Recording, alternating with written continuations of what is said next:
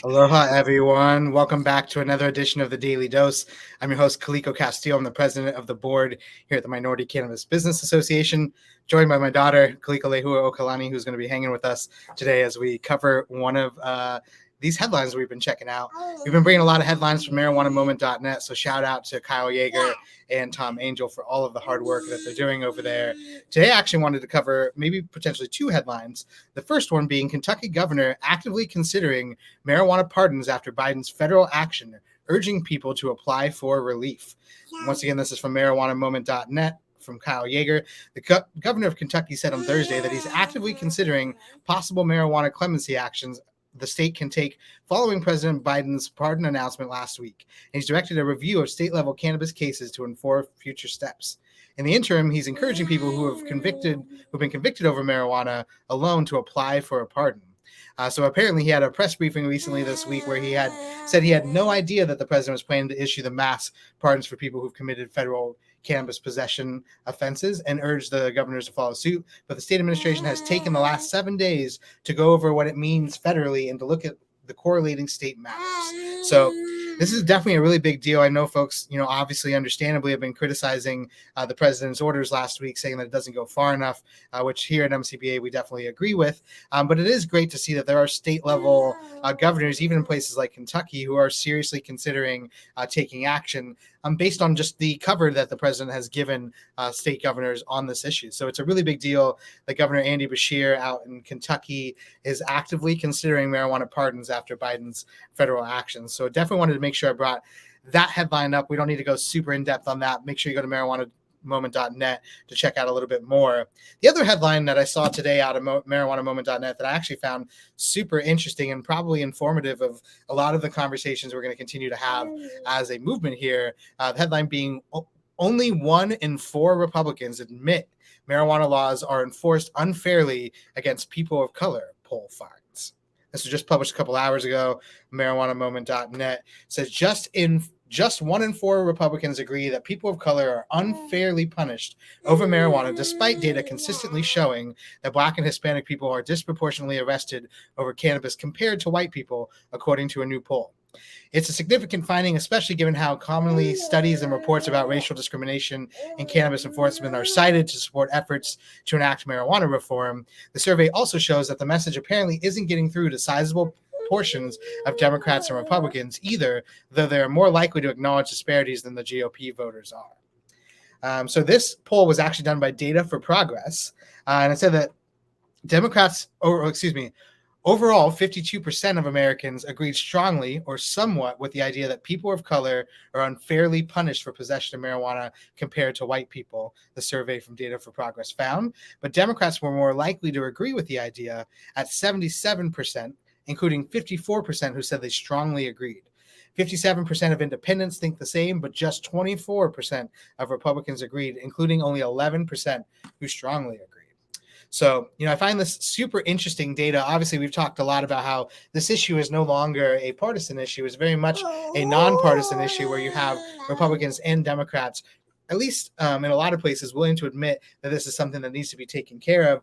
But when you dive deeper into the numbers and see that most Republicans don't believe in the data that we actually have had for a very long time, showing that people of color have been disproportionately impacted by prohibition, it bleeds into the conversation around things like safe banking, where we need to have Republican votes in order to get safe banking passed. We're going to be having a town hall next week with Minorities for Medical Marijuana, Women Grow, and Marijuana Matters. We'll be diving a little bit deeper into that.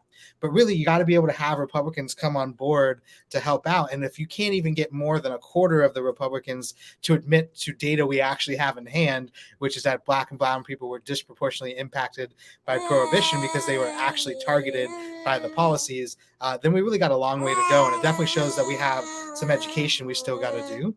A little bit more from the story here. It says a plurality of white people, 48%, believe people of color are unfairly punished, but minority respondents themselves are far more likely to agree with the sentiment, with 72% of Black people and 64% of Hispanic people saying that's the case. A majority of people under 45, 65%, said minorities were unfairly punished compared to white people, versus 45% of people over 45. So we literally don't even have a majority support we'll have over 50% of white folks who agree that Black and brown folks were disproportionately impacted by a prohibition. So definitely goes to show that we got a lot of education still to do in this movement, not only with our elected officials who are actually going to pass the rules, but also with regular, every average day voters who continue to vote for people in office who don't believe that this is actually the case, despite reports from the American Civil Liberties Union and others who show that this is in fact the case, that it does disproportionately impact Black and brown folks. So shout out to Kyle Yeager for putting this article up and covering this new poll out of Data for Progress. I think it's super eye-opening and really interesting, especially as we look at sort of, I know yesterday we covered some of the states that are looking for legalization in 2022, and some of those states are in traditionally conservative areas, right? North and South Dakota, Arkansas, Missouri.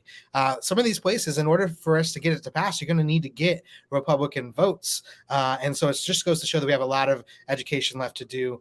I really hope that folks will continue to join MCBA here and help us do the work of educating lawmakers, regulators, and voters around the country. We're going to be doing a lot of education and networking events in 2023 that we're planning.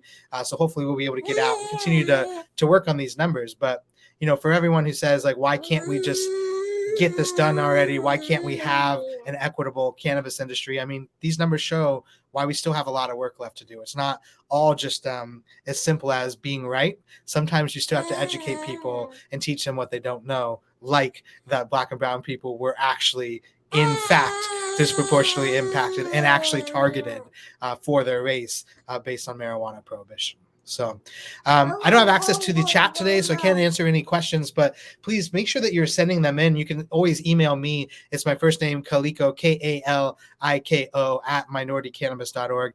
Happy to answer any questions.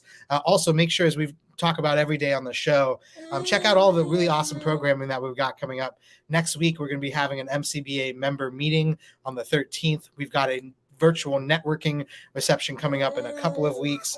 We just released the application or the registration form for our MJ BizCon networking event. You want to make sure that you come out to. That'll be free for members.